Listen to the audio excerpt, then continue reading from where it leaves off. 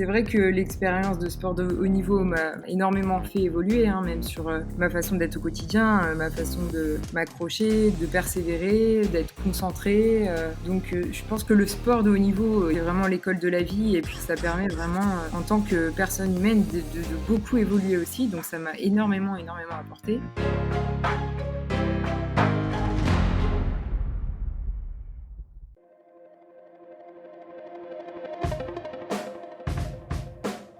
Bienvenue sur Les Frappés, le podcast sur le dépassement de soi et l'aventure. Je suis Loïc Blanchard, entrepreneur, coach et préparateur mental certifié. J'ai été pendant plusieurs années sportif de haut niveau en judo avant de quitter les tatamis pour me consacrer à des sports de plein air comme le triathlon ou partir m'évader sur des treks engagés. Récemment, je suis devenu finisher de la PTL, un ultra-trail de 340 km autour du Mont Blanc organisé par l'UTMB. Depuis la création des Frappés en 2020, j'ai deux objectifs. Le premier, c'est de vous faire découvrir des univers fascinants qui font rêver. Avec mes invités, on ira naviguer sur toutes les mers du monde. On participera à des expéditions dans les régions polaires ou en Himalaya. On découvrira l'envers du décor de l'entrepreneuriat et du sport de haut niveau et on partira en mission avec des membres des forces spéciales. Le deuxième, c'est de vous aider à croire en vos propres rêves et à passer à l'action grâce au partage de ces invités exceptionnels. On sous-estime largement ce dont on est capable physiquement ou mentalement et je suis convaincu qu'une petite conversation peut déboucher sur de grands changements. On a en moyenne 4000 semaines à vivre sur Terre, alors autant les vivre à fond. Salut les frappés, c'est la reprise. J'espère que vous avez passé un excellent été, que vous n'êtes pas malade à l'inverse de moi comme vous pouvez l'entendre. Après une courte semaine de pause, c'est reparti avec une invitée qui nous vient du triathlon. En effet, cette semaine, je reçois Charlotte Morel, qui a été triathlète professionnelle pendant plus d'une décennie avec à son actif 3 titres de championne de France, ainsi que des podiums et des victoires sur des triathlons mythiques comme l'Embrunman. Aujourd'hui, sortie du circuit professionnel, Charlotte n'en a pas pour autant perdu l'énergie et la détermination qui l'ont amenée si loin en triathlon. Elle est à la tête de 2 entreprises qui s'inscrivent dans l'univers du sport, My Tribe Coaching et I Do Sport. La première est une structure qui accompagne les triathlètes amateurs dans leur quête de performance. La seconde est une app qui facilite la communication entre les clubs, les coachs et les athlètes. J'ai posé des questions à Charlotte sur ce qui fait qu'elle a accroché dans le triathlon à ses débuts, sa réalité du sport à haut niveau, son contrat avec l'armée, mais aussi l'approche mentale ou comment elle a grandi en tant que personne au fil de ses expériences aussi riches qu'exigeantes. Excellente écoute à vous les frappés.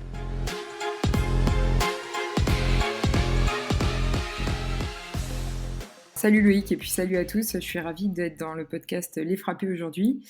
Moi je m'appelle Charlotte Morel, j'ai fait du triathlon à haut niveau de manière professionnelle pendant plus de 15 ans. Moi j'ai fait du sport depuis toute petite, en passant par la natation en compétition, les crosses et l'athlétisme en compétition également, et donc ça m'a amené assez naturellement au triathlon. Et j'en ai fait pendant 15 ans voilà, de manière professionnelle, d'abord sur courte distance, de la distance olympique, et puis ensuite sur longue distance, voilà, j'ai fait plusieurs Ironman et plusieurs podiums à l'international, etc. Et depuis quand même quelques années, enfin en parallèle, j'ai toujours continué mes études et avec le sport de haut niveau parce que ça faisait partie de mon équilibre un petit peu. Et depuis quelques années maintenant, c'est vrai que depuis plutôt après le Covid, on a créé notre structure de coaching avec mon mari, Fred Bello, qui était ancien athlète professionnel également, pardon. Et on a créé My Tribe, notre structure de coaching qui fait du suivi pour les athlètes amateurs, quel que soit le niveau, des stages d'entraînement, du coaching à distance, des vêtements pour le triathlon, voilà, plein de choses, quoi. Et Excellent. maintenant, on a un autre projet aussi à I Do Sport, donc une application d'entraînement qui est à destination de tous les clubs et tous les coachs en France et même à l'étranger. Donc voilà, c'est Génial. petite et longue présentation à la fois. J'avoue que pour résumer un peu tout, mais c'est vrai que c'est jamais évident de se présenter. Sinon, Surtout quand tu as plusieurs casquettes comme toi, oui, et que Ouais, tu as eu des bifurcations, tu as exploré des chemins un peu différents. ouais, exactement. Sinon, de manière basique, j'ai 34 ans et j'habite le sud de la France à Saint-Raphaël, voilà, Au chaud. au chaud. Donc Peut-être un peu trop cet été. pour l'entraînement, c'est pas mal. Mais c'est vrai que l'été, c'est un peu chaud maintenant, mais globalement, toute Ouais, l'année, on est quand même privilégié pour pouvoir s'entraîner correctement. yes. Excellent. Bah, écoute, merci pour cette présentation. Donc, tu disais que tu as été sportive plus ou moins, enfin tout le temps, dès très jeune.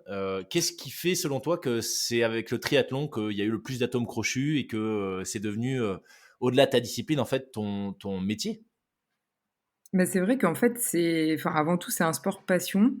Enfin, j'aime vraiment, les 3 sports, la natation, le vélo et la course à pied. Je crois que, c'est aussi le goût que mes parents m'ont transmis, hein, de la nature, enfin, quand j'étais vraiment toute jeune, je faisais beaucoup de VTT avec mon père, de rando dans les montagnes l'été, je pense que c'est tout simplement le goût de l'effort et du sport outdoor et même maintenant au quotidien, voilà, même si je pratique moins la compétition, je continue à prendre vraiment du plaisir et ça fait vraiment partie de mon quotidien. C'est vraiment un besoin de passer du temps à l'extérieur, en nature, à faire du sport, à découvrir des paysages.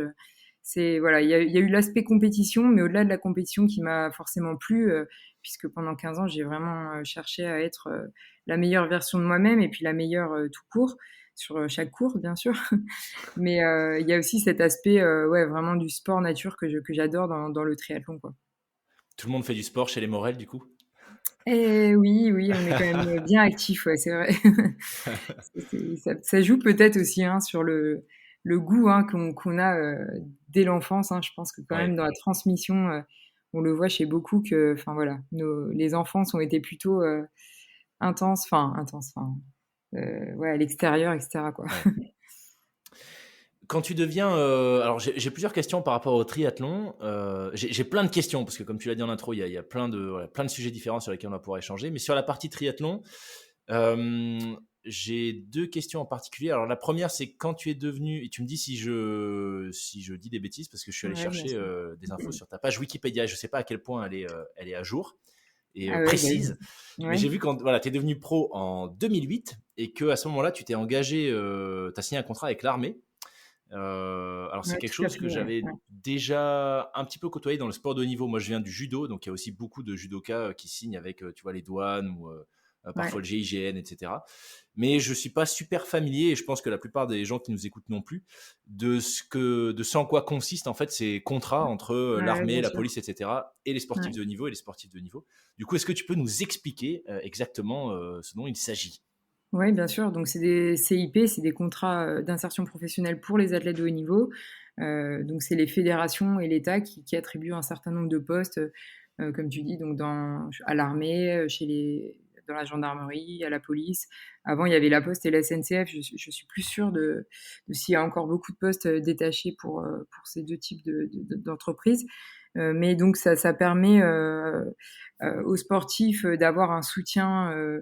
Bah moi, du coup, c'était par l'armée, de représenter l'armée sur les grandes échéances internationales et aussi sur les courses bah, de l'armée, hein, puisqu'il y a aussi les championnats du monde militaire, les Jeux mondiaux militaires. Donc, à plusieurs reprises, j'ai vraiment couru pour l'armée française sur leurs courses.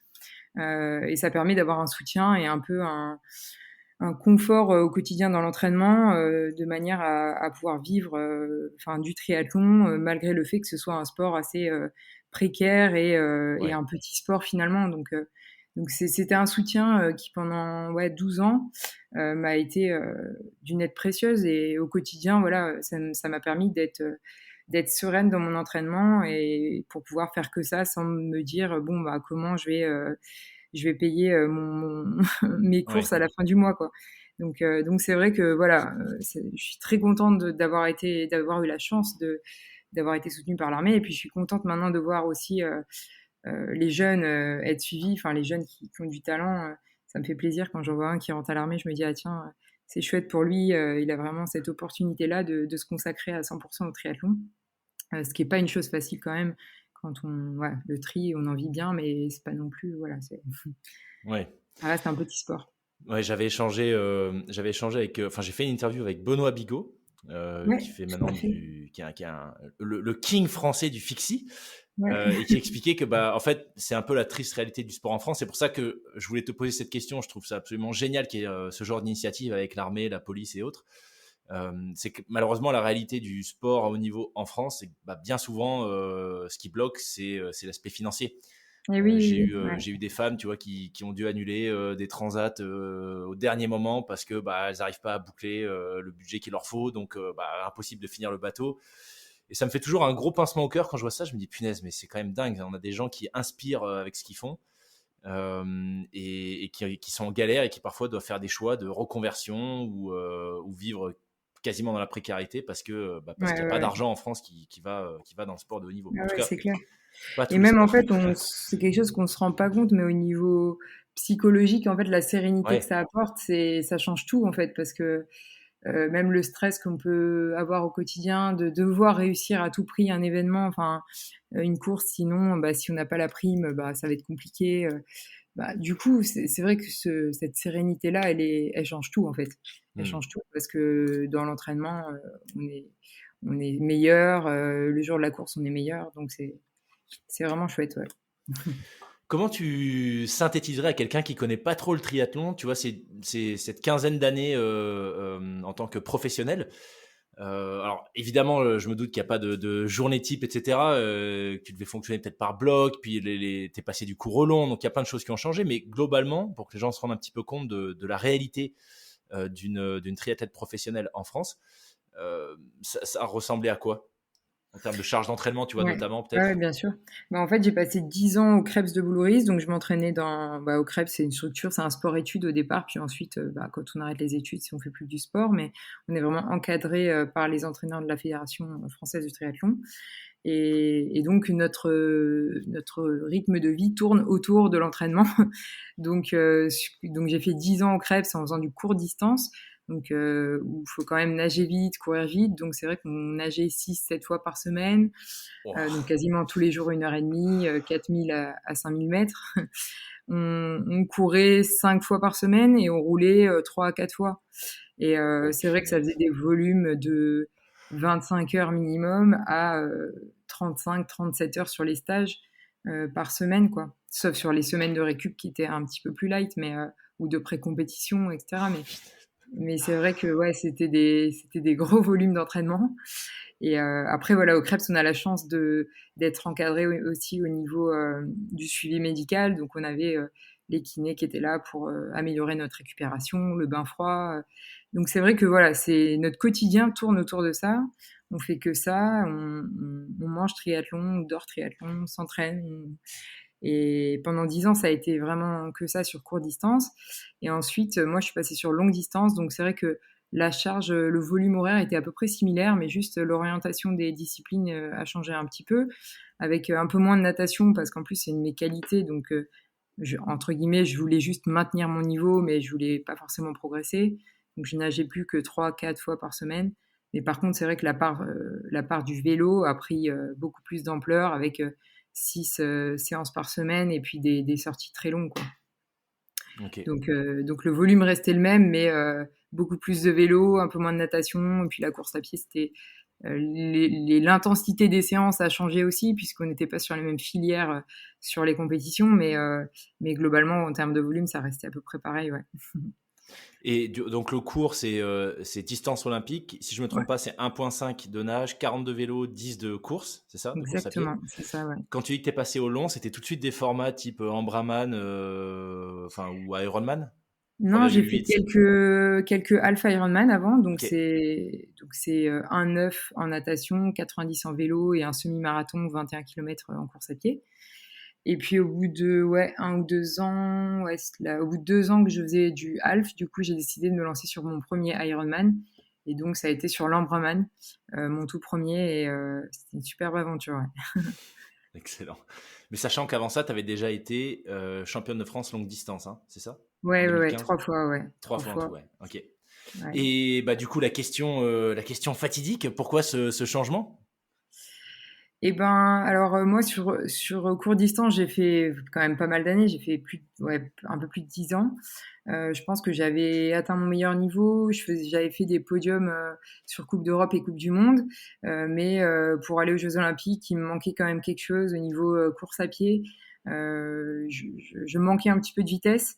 Et sur le format court distance, donc il y a du drafting. donc sur la partie vélo où on a le Ah oui. droit d'utiliser l'abri entre les cyclistes. Et moi, c'est vrai que j'avais un gros point fort vélo qui du coup n'était pas trop exploité du fait du drafting. Et c'est vrai que j'ai voulu tenter le long, qui est un effort plus solitaire, plus centré sur soi, pour voir un peu ce que ça donnait, notamment au niveau de mes qualités cyclistes. Et puis finalement, en course à pied, je me rendais compte que sur semi, je courais pas beaucoup moins vite que sur un 10 000, mais j'arrivais à être plus résistante finalement et à tenir l'intensité sur le semi-marathon. Donc finalement, en fait, c'était une distance qui me convenait beaucoup mieux et qui convenait mieux à mes qualités, quoi. Excellent. Et en termes de sensations, est-ce que ou d'émotions pendant la course, est-ce que tu retrouvais à peu près la même chose ou c'est là aussi très différent? Ouais, ça n'a rien à voir, clairement. OK. En fait, ouais, l'intensité d'un court distance, c'est comme un critérium en vélo ou un 5000 en course à pied, c'est vraiment dès que le coup de pistolet est donné, c'est à fond du début à la fin. Ouais. Faut jamais perdre d'attention une roue. Les transitions, faut qu'elles soient vraiment millimétrées à la seconde. Enfin, c'est très très intense le court distance. Et, euh, et donc c'était super, hein, vraiment. Mais du coup, quand j'ai découvert le long, c'était beaucoup plus tourné sur la régularité, la gestion de course, la gestion de ses propres sensations. Donc, même si c'est toujours en essayant d'être la meilleure version de ce qu'on pouvait donner le jour J, mais c'était beaucoup plus personnel. Et les parcours étaient aussi. Enfin, moi, j'ai adoré faire plein de 73 à travers la France ou le monde. Et c'est vrai que du coup, c'était sur 90 km de vélo. Il y avait je pense à des courses comme le Natureman Mmh. enfin, c'est la première qui me vient en tête, mais c'est vrai que c'est magnifique, quoi. Il y a des paysages de fou autour du lac du Verdon. On prend vraiment plaisir sur cette partie vélo, chose que sur du court distance, en fait, on n'a même pas le temps de lever la tête une seconde pour Ouais. regarder à Ouais. droite ou à gauche. Mais voilà, donc c'est vrai que c'est pas pareil, même si on est à fond, même sur un Ambraman, quoi. Voilà, c'est la partie cyclisme qui dure 180 km, donc pour ma part un peu moins de 6h30, même si j'étais à fond Waouh! de ce que je pouvais donner, c'était une aventure, c'était magnifique, c'est incroyable, quoi. Donc c'est vraiment complètement différent, quoi. Et ouais, voilà. Et du côté de la préparation, le fait que ce soit un effort beaucoup plus long qui demande, enfin de ce que tu dis, une maîtrise, et peut-être plus de la gestion que de l'explosivité, Mmh. est-ce que du coup la part du mental dans ta préparation et pendant les épreuves, a évolué aussi par rapport au cours? Ouais, c'est pas la même chose, effectivement. Et il faut vraiment, encore une fois, je me répète un petit peu, mais être vraiment centré sur ses sensations, ses allures, la gestion de l'alimentation aussi qui est primordiale sur longue distance, hein. Surtout à partir de l'Ironman, c'est comme sur les ultras en trail enfin, je veux dire, la nutrition, ça fait vraiment partie de la performance. Chose que sur le court, bon, on prenait un gel à pied et puis en gros, ça Ouais, passait, quoi. ouais, Et, euh, et donc, ouais, il y a des aspects beaucoup plus mentaux aussi, ne pas lâcher quand ça devient dur, rester concentré, voilà, ne pas lâcher ses allures. C'est aussi un moment où il faut rester centré et concentré sur ce qu'on fait parce qu'on a vite fait aussi de lâcher un peu si on pense à autre chose, quoi. mmh. Et donc l'idée, c'était sur, un format, type Embrun, où tu mets, un peu plus de 10 heures, donc un effort quand même assez long. L'idée, c'est quoi? Ouais. C'est de jamais vraiment se mettre dans le rouge, de toujours en garder un peu, sous le pied? Ouais, sur Ironman, en fait, on est au maximum de sa vitesse qu'on peut tenir sur 10 heures, quoi. Donc, c'est pas de l'endurance fondamentale, hein, on est quand même bien au-dessus, mais voilà, c'est quand même de la gestion parce qu'on peut pas partir sur les premiers 40 kilomètres vélo sans réfléchir, parce que tout va bien, en fait. On peut aller Ouais, bien plus vite sur 40 kilomètres. Mais c'est vraiment de la gestion et justement, l'entraînement fait partie de cet apprentissage-là, de se connaître ses allures, savoir les respecter. Et ouais, c'est hyper intéressant en fait. Le long distance, c'est un peu une introspection sur soi et sur mmh, ses capacités en fait. Mais même l'entraînement au quotidien, c'est cool aussi parce que les sorties vélo sont plus longues, donc ça permet aussi de découvrir, d'aller un petit peu plus loin de chez soi. Enfin, c'est sûr qu'il faut plus de temps, notamment sur des week-ends un peu chocs, ponctuels, mais il faut un peu plus de temps pour s'entraîner sur du longue distance, mais ça permet aussi de découvrir des parcours un petit peu plus loin, quoi, un petit peu plus grands. ouais, ouais. Bah écoute, je suis en plein dedans, donc c'est super intéressant ce que Ah tu dis ouais? parce que je suis en train de Ah, préparer c'est super. l'Alpsman, mais j'ai Ah, pas du tout ton génial. expérience, tu vois, donc j'avoue que là, je découvre les grosses semaines, les sorties longues, Ouais. etc. Donc c'est pour ça que je te pose toutes tes questions. Je suis assez friand tu Ah vois, ouais, de récupérer carrément. des Bah, avec tips, plaisir. etc. Ouais, ouais. Mais C'est une belle piste, ok, ouais. super intéressant. Super intéressant. Donc, en brun, donc tes derniers championnats de France, c'était 2017. Après Ouais, ça, il y exact, a ouais. eu en longue distance. Donc, euh, la fin de ta carrière de triathlète professionnel, ça a été quand du coup? En fait, ça a pas vraiment été un choix, franc, Ok. j'ai envie de dire. Donc en 2018, j'avais pas pu faire les France tout simplement parce que j'étais à un mariage ce jour-là. Donc c'était pas par, enfin voilà, malheureusement, ouais, le choix avait été difficile à faire, mais bon, finalement, je pense que les mariages, c'est important aussi pour les personnes qu'on aime autour de soi. Donc Hmm. j'avais fait ce choix-là. Et puis 2019, ça a été une année où enfin 2018 pour le coup, j'avais enchaîné.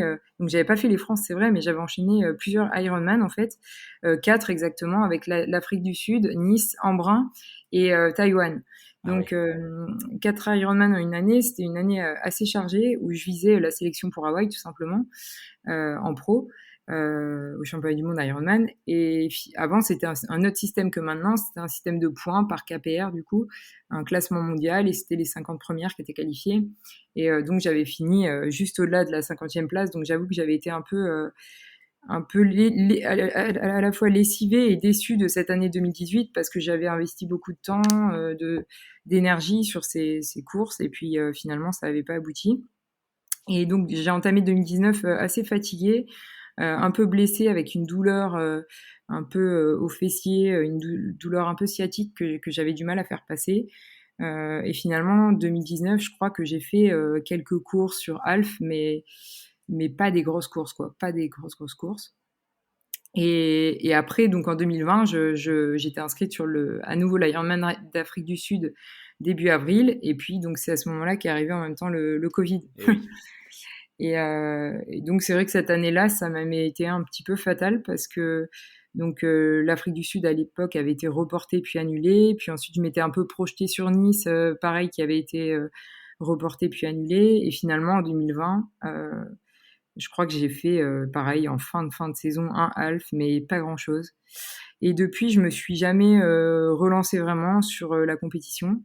Ok. En parallèle, pendant le Covid, on a eu plein d'idées de projets pour développer notre coaching. Et finalement, c'est naturellement que nos projets professionnels ont grandi et ont pris petit à petit beaucoup plus de place que mon entraînement perso, quoi. Ok. Ok. C'est aussi le moment où je suis sortie de l'armée. Et donc forcément, bah, tu vois, on en parlait au début, mais quand on a plus ce soutien-là, moi en plus je suis de nature assez anxieuse quand même. Et ben, je me disais: «Bon, bah, qu'est-ce que je vais faire de ma vie, quoi? Je peux pas, rien faire», je me voyais pas continuer le triathlon, même de manière professionnelle, sans avoir, l'assurance de pouvoir gagner ma vie quand même, au quotidien, quoi. Et donc c'est vrai que c'est aussi pour ça que j'ai mis beaucoup d'énergie dans mes projets pro, parce que, voilà, je voulais un petit peu assurer, mon quotidien, ma Ouais. reconversion, mon futur. Et en plus, au-delà de ça, c'est que c'est vrai que j'avais pas l'impression de travailler forcément. Enfin si, c'était du travail, mais tellement passionnant. Rencontrer des athlètes, leur transmettre notre expérience, nos connaissances, les emmener à réussir eux-mêmes leurs propres objectifs. Enfin, tout ça, c'était quelque chose d'assez naturel, et ça m'a beaucoup plu. Donc finalement, voilà, ça a pris le relais un peu comme ça, quoi. Ok. Une transition un peu naturelle, en douceur, qui s'est fait au fil de l'eau, j'ai l'impression. Ouais, c'est ça, Ok. exactement. T'as mentionné quelque chose d'intéressant, le fait que tu sois de nature plutôt anxieuse. Alors quand je vois ton palmarès qui est quand même assez hallucinant, le fait que tu aies duré quand même un bon moment à un niveau pro en triathlon, qui est un univers où il y a quand même pas mal de compétitions. Est-ce que enfin, la question que j'ai envie de te poser, c'est comment tu gérais au quotidien cette anxiété naturelle? Est-ce que tu avais des tips, des routines, des choses que tu mettais en place pour éviter de te laisser déborder par des émotions, que ce soit à l'entraînement, en épreuve, etc. Ouais, ouais, carrément. Ben, moi, en fait, je suis au quotidien. enfin surtout à l'époque, même maintenant, mais je suis de nature très organisée en fait. OK. Était très cadré, que ce soit sur mes heures d'entraînement, mes heures de travail, mes heures de repos, de récupération, et cetera. Et c'est vrai que ça me permettait en fait de contrôler un peu ce que je faisais, quoi. Et L'approche ouais. ingénieur du triathlon, c'est pas un mythe alors? Ouais, c'est vrai que bon, on n'est pas tous comme ça, hein, pour le coup. Fred, mon mari, a une approche complètement différente. Il est beaucoup plus zen dans le côté évasion, etc. Mais moi, c'est pas du tout mon truc, ça. Et donc, c'est vrai que le fait de cadrer et de maîtriser un peu toute mon organisation au quotidien, ça me permettait de moins stresser, tout simplement, quoi. OK. Ouais. Et en quoi, du coup, ce tips, en tout cas cette best practice, tu vois, que tu as mis en place dans tes années triathlon, en quoi est-ce que ça t'aide aujourd'hui pour vos deux projets, du coup, hein, c'est ça? Aido et Ouais, MyTribe. exactement, ouais. Et ben, je pense on a quand même, enfin moi et puis Fred, on a retranscrit un peu notre tempérament de compétiteur dans nos entreprises. C'est vrai qu'on a envie de donner le meilleur, même du coup dans notre entreprise, dans ce que l'on propose, que ce soit donc chez MyTribe ou sur l'application iDoSport. Et c'est peut-être ce côté-là un peu qu'on a mis en fait, qu'on a retranscrit sur nos entreprises, quoi. Et après, bien sûr, c'est aussi tout simplement la transmission de notre passion, hein, du sport, Ouais. de l'aventure, de la persévérance au quotidien, du dépassement de soi, qu'on essaye d'inculquer un petit peu aux athlètes que l'on rencontre. C'est un peu ça, ouais. Excellent. Le fait de travailler en couple, ça présente quoi comme challenge et comme aspect plus sympathique, on va dire? Bah, alors, comme challenge, je pense que c'est vraiment un challenge au quotidien, mais nous, on a la chance d'être très complémentaires en fait, d'être bons chacun sur des aspects différents. Et du coup, je pense on est hyper complémentaires, donc ça c'est cool. Mais du coup, finalement, on a chacun un peu nos missions et on se marche pas dessus. Et c'est ce qui fait aussi que c'est ce qui est important aussi, c'est d'avoir un peu chacun ses trucs à gérer. Et même si on travaille ensemble au quotidien, bah, ça permet d'avoir un peu chacun ses domaines d'évasion Hmm. indépendants. Et puis l'avantage, voilà, c'est qu'on partage tout, même ça, même notre passion pour le développement de nos projets. Euh, et puis, on a le même rythme de vie, donc c'est quand même un sacré avantage. Nous qui aimons aussi la nature, les voyages, on a cette liberté un petit peu d'organisation qui nous permet de travailler quand on veut, et puis de se prendre des moments de pause quand on le veut aussi, quoi. Ouais, ouais. Donc c'est vrai que c'est génial. Moi, j'imagine que sur les centres d'intérêt, ça aurait peut-être été compliqué d'être en couple avec quelqu'un qui fait pas de sport, par exemple, vu Ouais. ton Ah, background. j'avoue que ouais, où que ce soit, hein, dans quel milieu que ce soit, ouais, c'est quand même bien de partager des choses ensemble, c'est évident. Ouais. D'ailleurs, à ce sujet, j'ai vu que vous avez fait, alors je sais pas si on a eu qu'un, mais j'ai vu passer un article sur un swimrun que vous avez fait ensemble avec ton mari. Ouais. Ça, c'est pareil, hein, je suis complètement novice. Et il y en a peut-être dans l'audience qui connaissent, mais j'ai jamais eu personne sur le podcast qui fait du swimrun. Ouais. Donc, je suis un peu curieux de savoir. Globalement, les enjeux. Alors, déjà, le premier truc auquel je pensais, hein, tu vas me dire si c'est une illusion ou pas, ou si je me trompe complètement, mais moi, l'impression que ça me donne, vu de l'extérieur, c'est que on est d'accord que tu étais en permanence relié hein, par une corde. Ouais. Alors, je vais te raconter quand même notre première expérience après. Ouais. Mais ouais, alors le swimrun, c'est l'alternance tout simplement de parties natation et course à pied. Souvent, c'est sur des endroits côtiers, hein, que ce soit au bord d'un lac, d'un océan, de la mer. Et c'est vrai que une discipline du coup plutôt outdoor, mais un peu trail nature, quoi, très Ouais. nature. C'est pas et et nous, ça nous a beaucoup plu. Nous, c'est vrai que depuis qu'on a arrêté le triathlon à haut niveau, on adore se retrouver dans ces sports un peu d'aventure, très très nature. On a déjà fait plein de trails, d'ultra trails en off, pas sur des compétitions, mais et du coup, on a testé le swimrun et c'est en plus deux disciplines que nous on adore. Donc c'est vraiment très agréable. Et en plus, ce qui change du triathlon, qui est quand même très individuel, c'est que le swimrun, donc c'est par équipe de deux. Donc on a vraiment cet aspect de partage, d'entraide, de soutien. Donc c'est cool. C'est un sport d'équipe finalement sur un sport d'endurance. Donc c'est vraiment très sympa. Tu Et t'es pas en permanence en train de. Je veux dire, le fait que. En fait, moi, c'est vraiment physiquement cette corde. Je me dis, mais ouais. en fait, est-ce que t'es pas en permanence en train de. Au lieu d'être dans la course, tu vois, de checker la corde se tend, attends, faut que Ouais, j'accélère. ouais, ouais. Tu vois Mais ce que je alors veux pour dire? le coup, la corde, c'est un outil qui est autorisé et qui peut, mais qui est pas obligatoire. Ah, ok, Euh, ok. et donc en fait, bon, souvent les gens plutôt aiment bien le mettre parce que celui qui est un peu plus un leader, quoi, il peut aider le deuxième à aller un petit peu plus vite. Donc ça aide quand même, hein, c'est une traction, que ce soit en natation ou en course à pied. Mais c'est vrai qu'il y en a qui aiment pas parce que ça peut mettre un peu la pression. Je pense que ça dépend de la façon dont tu as envie de le vivre. Si c'est un peu de gagner du temps et d'être tiré par celui qui est un peu plus fort, ou Ouais. si c'est partager une aventure, bon, bah, t'es pas forcément obligé de mettre le lien entre les deux, quoi. Nous, pour le coup, on a pris le départ, c'était vraiment pour le plaisir. Mais bon, le coup de pistolet donné, bien sûr, on est parti à fond.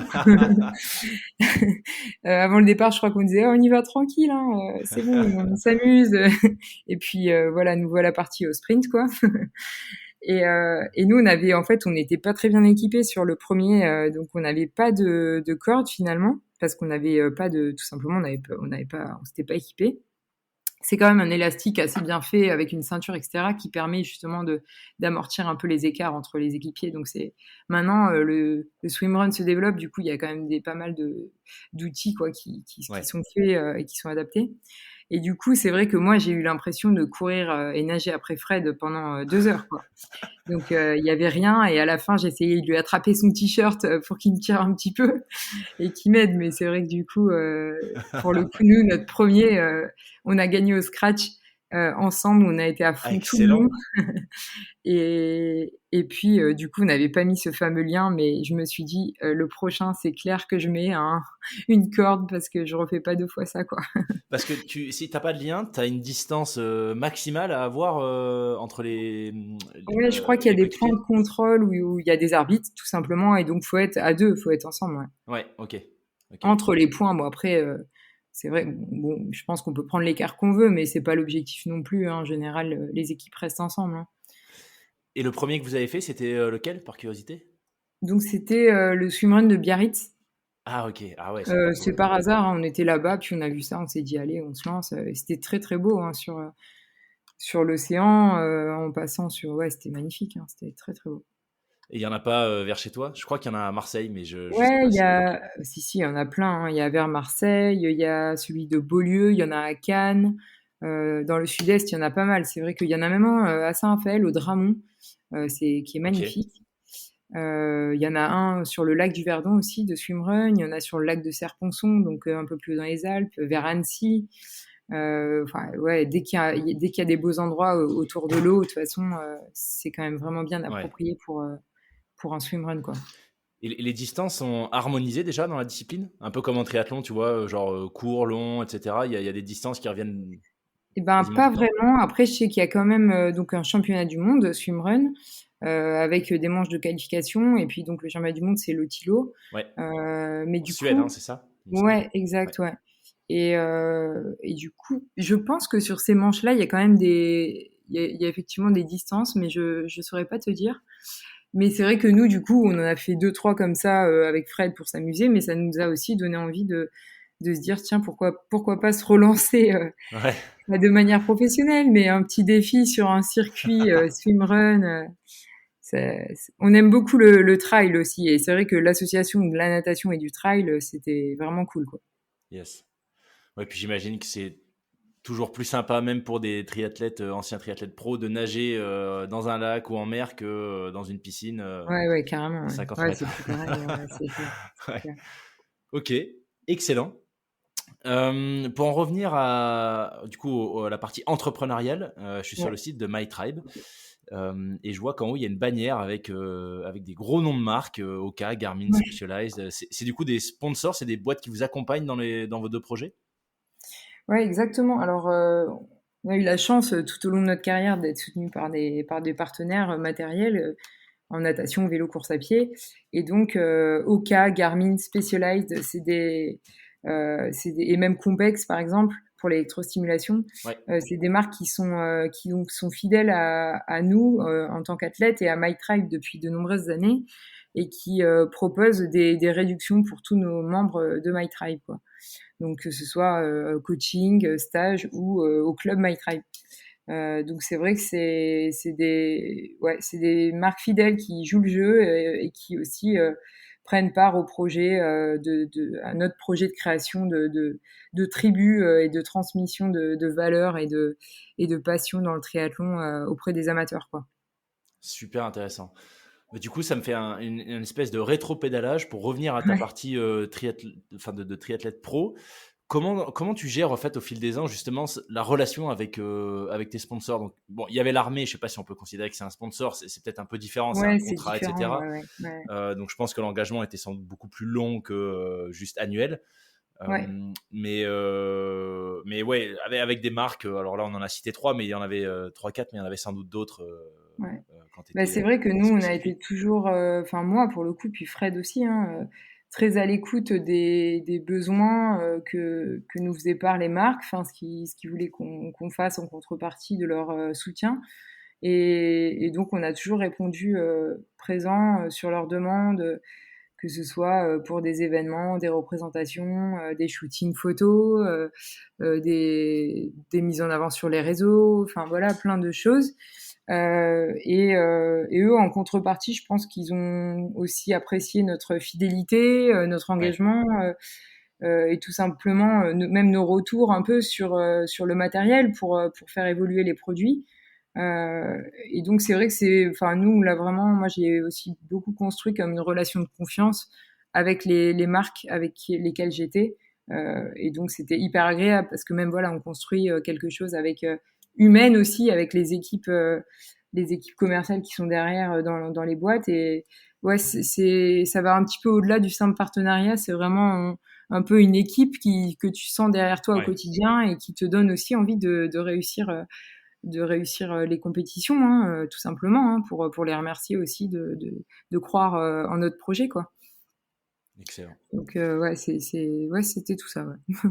J'en profite pour une petite parenthèse. Merci à Open Runner, à Louis d'Open Runner pour la mise en relation. J'ai pas pensé au début, mais c'est grâce à lui qu'on se parle aujourd'hui. Donc Ouais, merci carrément. Louis. Et puis Bah, Open Runner, tu vois, juste pour rebondir là-dessus, Loïc, c'est une application donc qui permet de faire des tracés hein, pour le cyclisme, la course à pied, et que moi j'ai commencé à utiliser beaucoup en tant qu'athlète, mais que maintenant je continue d'utiliser énormément. Donc à la fois pour le tracé des parcours vélo sur les stages MyTribe, pour tout transmettre le GPX à tous les stagiaires, donc c'est quelque ouais, chose qui est très pratique d'avoir le GPX à disposition. Mais aussi dans tout ce qui concerne nos aventures en fait qu'on a fait la traversée de la Corse par le GR20, le tour du Mont Blanc, on a fait le tour des cirques à la Réunion en 2 jours, on a fait plein d'aventures un peu ultra trail. Cet été là on était beaucoup dans les Alpes italiennes et donc on s'en sert énormément de cette appli et l'appli Open Runner, elle est vraiment top, quoi. Enfin, moi, j'adore et j'avoue que c'est une chouette appli, donc c'est pour ça que j'aime bien en parler aussi. yes, bah, je suis bien d'accord avec toi. Alors, il ne sponsorise pas l'épisode, mais je suis un Ok, utilisateur depuis ok, 2012, donc j'hésite pas à en parler aussi. ok, Super appli. En plus, c'est français, c'est gratuit. Même dans la version ouais, gratuite, c'est déjà hyper utile. La version carrément. payante est pas méga chère. Et puis, tu as les fonds de carte Topo, Hygiène Topo 25, ce qui est parfait Ouais. pour la rando. Donc, yes, foncez voir, foncez regarder un peu ce que fait Open Runner si vous cherchez une solution de planification d'itinéraire. Très bien. Alors, si on revient à I Do My Tribe, donc My Tribe, ce que tu expliquais, voilà, c'est du coaching pour triathlètes. Alors, principalement amateurs, ou vous accompagnez aussi des pros? Alors, c'est quand même principalement, je dirais 99% pour amateurs, Ok. même si on a eu soutenu quelques pros. À l'époque, Tom Lecomte sur la partie Ah oui. natation, voilà. Maintenant, Fred soutient un petit peu Marjolaine Pierret, qui est sur toute la partie préparation physique, en collaboration avec son entraîneur Yves Cordier. Donc on aide un petit peu les pros parce que aussi voilà ça fait partie de notre ADN, hein. Donc on a envie de transmettre aussi ce qu'on a vécu, hein, aux plus jeunes, c'est normal, et au contraire, ça nous fait plaisir de voir que la relève est là. Mais c'est vrai que nous, notre cœur de métier, c'est quand même les amateurs, et Ouais. principalement. Mais amateur de quel niveau? Parce qu'il y a plusieurs niveaux dans amateur quand même, Alors je bien sais, tu sûr, vois. alors mais ça, donc on entraîne tous les de tout niveau, que ça aille du débutant vraiment, qui est novice, hein, sur la Ok, discipline. Et d'ailleurs, on suit aussi des athlètes en cyclisme et en course à pied. Donc que ce soit pour un triathlon, un 10 kilomètres, un semi ou un marathon. Mais on entraîne aussi des athlètes qui visent par exemple une qualification au championnat du monde pour age Connard. group Ouais, sur Alpha Ironman ou Ironman, bien sûr. ok. Donc ça va d'un débutant à un amateur qui souhaite soit progresser, soit un amateur qui souhaite se qualifier carrément sur un championnat, quoi. Génial. Est-ce que tu dirais qu'il y a une philosophie My Tribe, quelque chose d'un peu, tu vois, une patte un peu différente dans le type d'accompagnement que vous proposez? Ben, je pense on transmet quand même des valeurs, et je pense qu'on a la chance, alors peut-être qu'on attire aussi un peu les athlètes qui ont les mêmes valeurs que nous, je sais pas, mais on est quand même dans l'échange, on est bienveillant. Euh, Après voilà, on n'est pas là pour assister les gens non plus, hein, mais dans leur quotidien, mais on est vraiment là, on est à leur écoute, et on est là pour essayer de les faire progresser et de donner la meilleure version d'eux-mêmes, quoi. Donc c'est vrai qu'on crée même des liens, hein, avec les athlètes, c'est vraiment agréable d'échanger avec eux. Puis moi, chaque fois, c'est un peu la représentation que je donne, c'est que quand on voit quelqu'un réussir son objectif, qui arrive sur la ligne avec les larmes aux yeux ou qui saute de joie parce qu'il a réussi, bah, bon, c'est clair que c'est pas comme nous quand on levait les bras, mais franchement pas loin, quoi. C'est vraiment une satisfaction en soi de d'arriver à amener un athlète à son objectif, et d'avoir un remerciement en retour. Et voilà, donc c'est nous, ce qu'on transmet beaucoup, c'est la bienveillance, l'échange, le partage, toutes ces valeurs-là aussi qui transpirent un petit peu dans nos stages qu'on fait toute l'année, quoi. Excellent. Et I Do Sport, alors, de quoi est-ce qu'il s'agit? J'ai compris que Alors, c'était une app, mais est-ce qu'on peut ouais, rentrer dans le exact. détail? C'est une app, c'est un bon début. iDoSport, c'est une application de planification d'entraînement qui met en lien les clubs ou les coachs ou même les événements avec les athlètes. Donc c'est vraiment une application qui permet de planifier, d'analyser, d'échanger entre le club, entre les coachs et les athlètes, et d'un petit peu d'améliorer leur entraînement, d'améliorer leur suivi, de développer un petit peu de l'analyse, et de les amener à progresser tout simplement par la suite, quoi. Génial. Et donc ça, c'est dispo sur Android, iOS, Ouais, la bien totale. sûr. Ouais, ouais. Il y a toutes les connectivités des montres, Polar, Apple, Garmin, Suunto, Coros, Wahoo, enfin montre et compteur. Donc c'est vrai que l'entraînement d'un athlète remonte directement sur l'application. Ça permet au coach d'analyser tout ça, que ce soit un coach individuel, un coach de club, et ça permet aussi de suivre donc des plans d'entraînement pour certains événements. Voilà. Génial. Eh ben écoute, Voilà. Donc c'est j'irai checker ça, iDo avec Sport, plaisir. Ideo Ouais. Sport. Ouais, Et ouais. puis, bah écoute, ça m'a l'air pas mal du tout. Ouais. Peut-être une question, alors un peu plus, on va prendre un peu de hauteur on arrive bientôt à la fin, donc peut-être pour conclure cet échange, on a Ouais. discuté de plein de choses, d'entrepreneuriat, de ta carrière de triathlète professionnel, ce à quoi ça correspond, enfin globalement ton quotidien, ce que ça Ouais, bien sûr. représentait, la manière dont tu gérais l'anxiété, etc. Donc plein de sujets. La question un peu, tu vois, qui me vient à la suite de tout ça, c'est en gros comment est-ce que toi, tu dirais que tu as grandi, alors que ce soit à travers ces deux grandes phases de ta vie. Moi, j'ai un peu l'impression que c'est ça d'un œil extérieur. Il y a eu le sport à un très très haut niveau. Aujourd'hui, il y a toujours le sport, mais j'ai l'impression que l'entrepreneuriat voilà, a pris une place beaucoup plus importante qu'avant. Donc, en quoi est-ce que la Charlotte d'aujourd'hui est différente de la Charlotte qui s'est alignée sur ses premiers championnats de France en Ouais. 2009? Bah, ouais, je pense qu'on grandit tous au quotidien et chaque expérience fait grandir. Il faut toujours en tirer les bons enseignements, qu'ils soient positifs ou négatifs d'ailleurs. Mais c'est vrai que l'expérience de sport de haut niveau m'a énormément fait évoluer, hein, même sur ma façon d'être au quotidien, ma façon de m'accrocher, de persévérer, d'être concentré. Donc, je pense que le sport de haut niveau, et ça, bon, on l'a entendu des millions de fois, hein, c'est vraiment l'école de la vie et puis ça Ouais. permet vraiment, en tant que personne humaine, de beaucoup évoluer aussi. Donc ça m'a énormément, énormément apporté et ça m'a énormément apporté aussi donc pour l'entrepreneuriat et la création de nos 2 projets pro, My Tribe et I Do. Et après voilà, c'est vrai que travailler, c'est encore autre chose et forcément, j'ai grandi grâce à ça aussi. Donc ça m'a appris beaucoup de choses. Je saurais pas te dire. Enfin voilà, c'est un petit peu pareil finalement. Hein, être déterminé, savoir transmettre ses idées, la rigueur aussi, la rigueur au Ouais. quotidien. Donc ouais, je pense que c'était deux. Enfin ouais, c'est deux phases de ma vie. Tu l'as bien, bien analysé, bien vu, et puis bien. Et puis je pense que les deux phases m'ont fait bien grandir de manière positive sur la globalité de ma vie, je crois. Est-ce que tu dirais qu'il y a un gros next step, un gros milestone à venir, alors que ce soit dans le développement de My Tribe, I Do, le swimrun, tu évoquais le fait que peut-être vous vous lanceriez sur un nouveau circuit. Est-ce qu'il y a des gros objectifs comme ça qui arrivent sur fin 2023, 2024? Alors, il y a plein de grosses nouveautés qui arrivent sur IU, effectivement.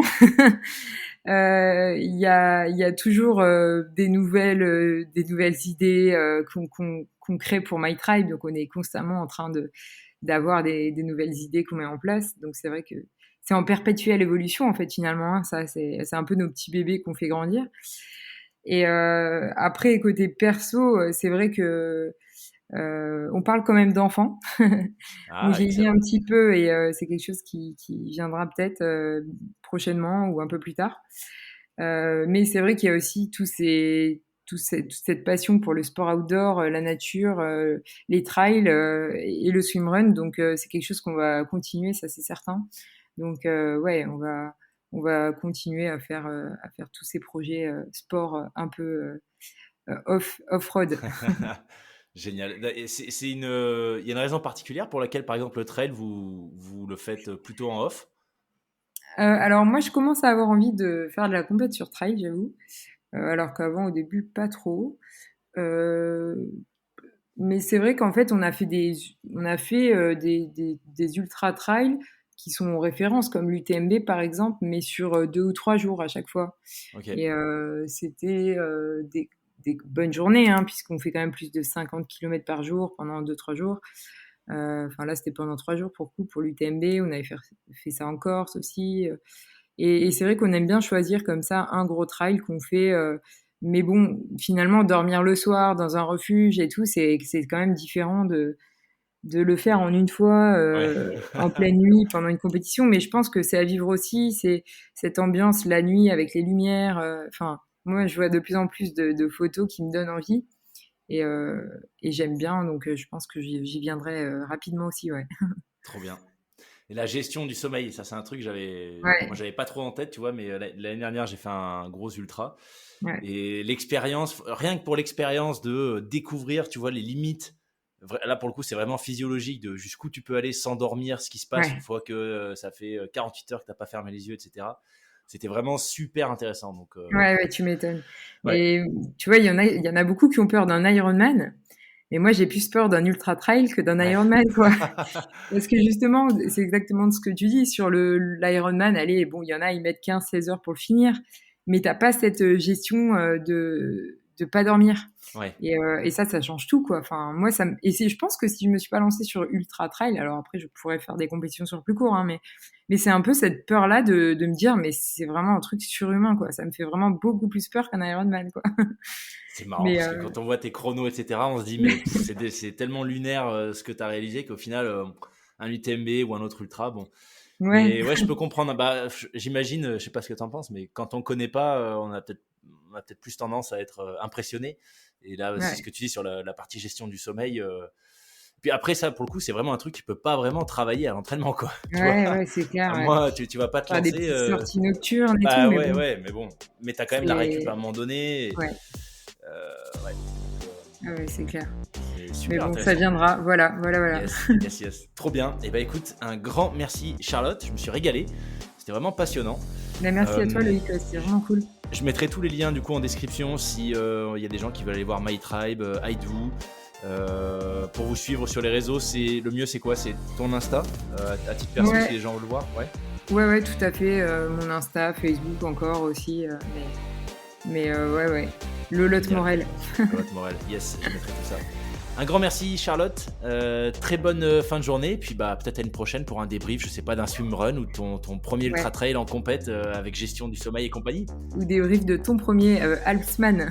Ouais, on peut faire ça, ouais. Yes. Merci Charlotte. Merci à toi, à bientôt.